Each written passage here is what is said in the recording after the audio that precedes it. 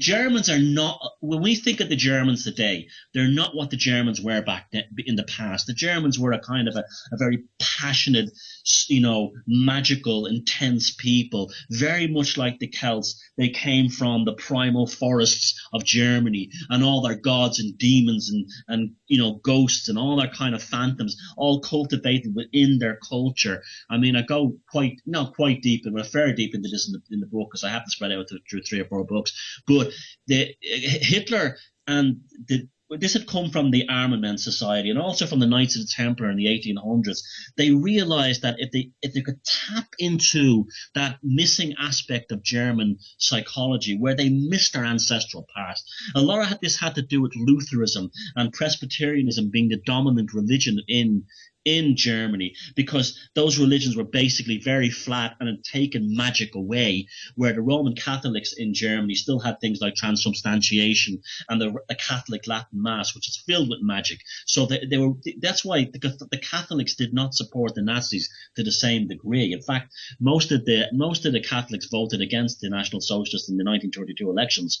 But, however, they tapped into that. Now, as regards these kind of entities, well, the story kind of goes all over the place, but in 1870, a British occultist wrote a book called Vril, The Coming of the Power Race, which he basically told a fictional story of a group called the Vrilia, who lived inside the earth, and they were an angelic Aryan race. They were basically angels, but they were white and they were Aryan, and they had these tremendous powers, and they possessed an energy force called Vril. And they would return back to Earth when humans on Earth became like the Vril. And all this had to do was like breeding pure Aryan stock. This is why they're obsessed with breeding pure Aryans. And also the idea of like being white, being blonde hair, all this kind of idea. The book was, even though it was fictional, many people believed it to be fact. Both Blavatsky and Rudolf Steiner said the book was fact. It was too well written. So they tapped into that as well. The idea, that's what when the story develops later, when the SS and all this came in. But the idea was to invoke magical archetypes, shall we say, from the past and incorporate them into the modern German, well, the German of the 1920s. And by God, it worked. It absolutely worked, because it wasn't that the National Socialists so much gave a platform for government that was sort of like based in economics or in industry or anything like that. What they did was their platform for government would be like, okay, suppose in Ireland right now, with the austerity thing and all this other kind of thing going on, somebody ran, and I actually believe it would probably work. If somebody ran a political party here called, say, the Celtic People's Revivalist Party, right? Say they call them that, right?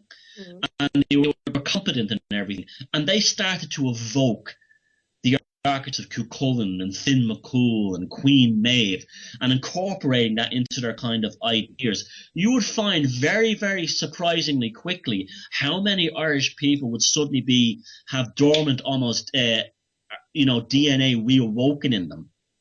And that's what the National Socialists did in Germany. Even though they were socialists, they were a classic socialist party, they evoked, and it was almost like they switched on these hidden aspects of the psyche. These things are deeply rooted in there. And that's what the National Socialists really did. They switched on the German that had been switched off, and they brought them back right to the days of, the Grail mysteries and Parsifal and all these kind of this world, this magical world that they believe their ancestors lived in. Wow.